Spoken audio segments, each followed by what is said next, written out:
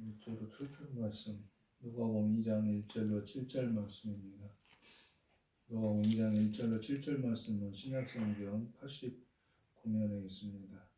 같이 읽겠습니다. 그때에 가이사 아구스토가 영을 내려 천하로 다 호적하라 하였으니 이 호적은 구레네가 수리아 총독이 되었을 때에 처음 하는 것이라.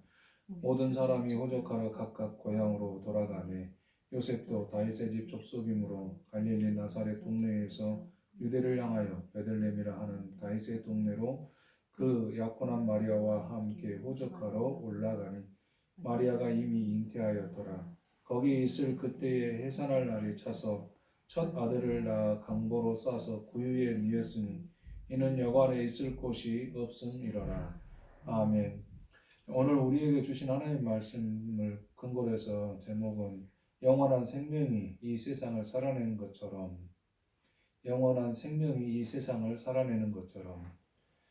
요한복음에서는 예수님을 태초의 말씀이며 그 말씀이 육신이 되어 우리 가운데 오셨다고 말씀합니다. 육체를 입고 오셔서 우리의 언어와 우리의 몸짓으로 이 땅의 삶을 사셨음을 요한복음은 우리에게 증언해 줍니다. 우리는 예수님의 오심에 대해 다시 생각해 볼 필요가 있습니다. 우리는 성탄절을 보내고 또 어떤 마음가짐과 어떤 자세를 가지고 예수님 오심을 생각하고 받아들이고 있는지, 아니면 그 받아들임이 아니라 무감각하게 지나가고 있지는 않는지 한번 생각해 보기를 원합니다. 성탄절은 한 해를 마감하는 그 지점에 있기에 이 땅에 오신 예수님을 생각하며 한 해의 삶을 돌아보는 시간으로 우리를 돌이키기도 합니다. 어떤 삶을 사셨든 어떤 모습과 환경이 주어졌든 그 모든 시간에 함께 하시는 하나님의 역사가 우리 가운데 있음을 믿습니다. 예수님께서 육체의 삶으로 오셔서 육체의 언어와 몸짓으로 우리 가운데 사셨습니다. 죽어도 다시 사는 것을 보이시고 영원한 생명의 곳으로 옮기시는 것을 우리로 하여금 확인할 수 있도록 복음서는 기록하고 있습니다. 우리가 예수님과 함께 살아간다는 것은 예수님이 보이신 삶을 함께 살며 살아가는 것이라고 저는 믿습니다. 우리의 언어와 몸짓을 살기 위해 오신 예수님, 또 우리에게 주어진 삶의 자리에서 우리도 우리의 언어와 몸짓이 어떤 삶을 규정하고 나타내야 하는지를 생각해보는 그런 자리가 되기를 원합니다. 누가복음 1장에서 예언한 천사의 말처럼 예수님의 출생이 기록되어진 말씀을 오늘 함께 읽었습니다. 시대적으로 보면 가이사 아구스토가 인구조사를 하는 때에 다윗의 후손인 요셉이 다윗의 고향인 베들레헴으로 가게 됩니다. 그곳에 사람들이 많이 찾아와 요셉과 마리아가 거할 곳을 찾지 못하여 동물들이 머무는 곳에서 아기를 낳게 됩니다.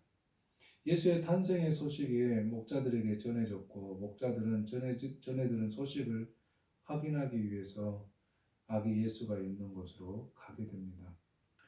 천사들이 합창할 정도의 찬송이 있는 출생의 현장이 마구간이라는 사실을 확인하고 천사들이 목자들에게 들려준 이야기를 요셉과 마리아에게 전해줍니다. 이렇게 목자들이 예수님의 출생의 첫 번째 방문하는 자들이 되었던 것으로 누가복음은 기록해 줍니다.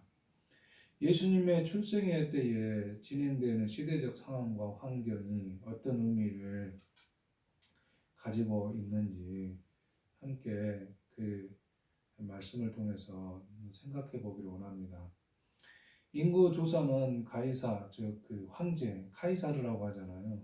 아우구스토가 자신을 과신하고 세금을 확충하기 위해서 실시한 것으로 역사는 기록해 줍니다.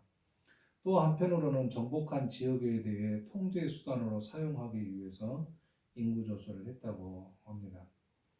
자신을 과신하기 위해 인구 조사를 하고 있는 황제 아우구스토의 명령을 따라 자기의 그 고향으로 가서 그것을 수행하려고 하는 요셉과 마리아의 그 상황을 타고서 예수님이 출생하고 있습니다. 하나님은 가지신 능력으로 인간의 고통의 자리로 내려오십니다.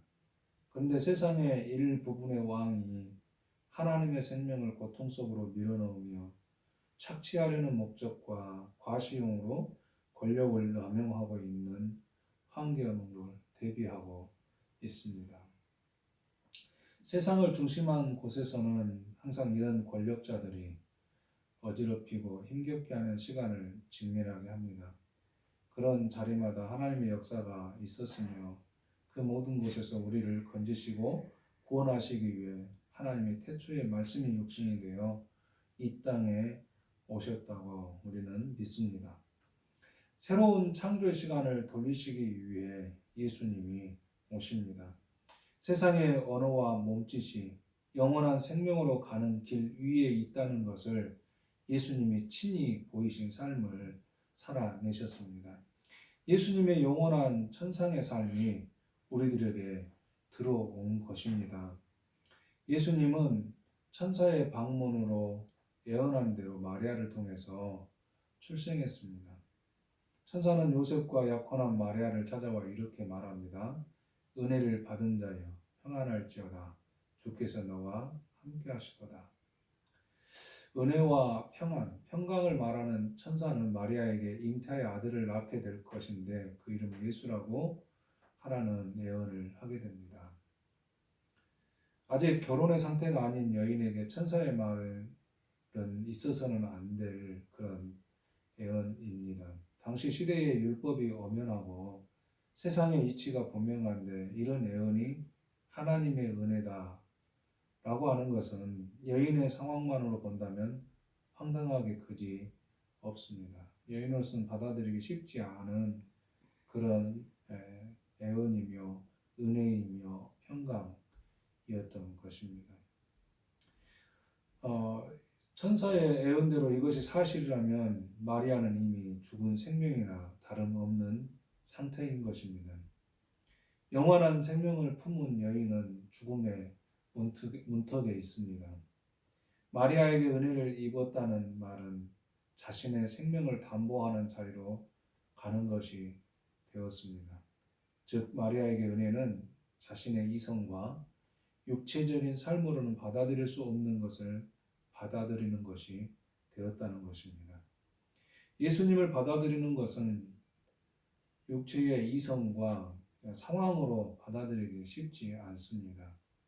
예수님을 나의 구원의 주님이다 라고 받아들이는 것은 은혜가 아니고서는 받아들일 수가 없는 것입니다. 천사가 마리아에게 예언한 것처럼 은혜와 평강을 이야기하는데 어쩌면 우리가 은혜를 받아들인다는 것은 마리아가 세상의 환경과 형편을 따라서는 받아들일 수 없는 아픔과 고통이 은혜가 아닐까라는 생각을 합니다. 우리가 이 땅에 하나님의 은혜를 따라서 구원을 받은 백성들입니다. 우리가 은혜를 받았다는 말은 어쩌면 마리아가 받고 있는 그 고통과 아픔, 그것을 품어 안는 것이 아닐까라는 생각을 해봅니다. 세상의 이치와 이성으로 구원의 시간을 가져오지 못한다고 할 수 있는 것이죠. 우리의 삶을 바꾸시는 성령의 역사와 임재가 아니고서는 예수님을 나의 구원의 주님이라고 고백할 수 없다는 그런 로마서의 고백과도 같은 것이라고 저는 믿습니다. 누가복음에서는 마리아의 약혼자인 요셉의 반응을 기록하고 있지 않습니다. 마태복음에서는 요셉의 반응을 기록하고 있지요. 요셉은 의로운 사람이어서 그의 의를 이루기 위해 행동하기를 원했습니다. 그래서 조용히 마리아와 관계를 끊기로 결심했던 것이죠. 당시 사회의 통념을 따라 의를 지키고 이루기 위해 관계를 정리하기로 했던 것이죠. 이런 요셉을 천사가 찾아와 당부해야만 했고 요셉은 그 후에야 받아들이게 됩니다.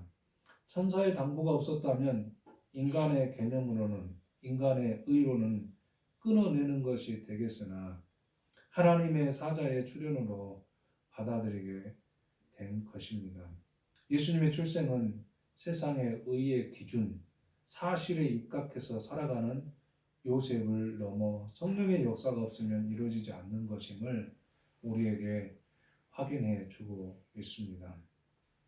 과학이 발달하고 의학이 발전하여 생명이 좀 더 연장되고 우주를 왔다 갔다 하는 시대에 살면서 이성은 세상의 관념으로 더욱 고립되어 영혼을 잃어가고 있는 것이 아닐까, 저는 그렇게 생각합니다. 다시 한번 말씀드립니다.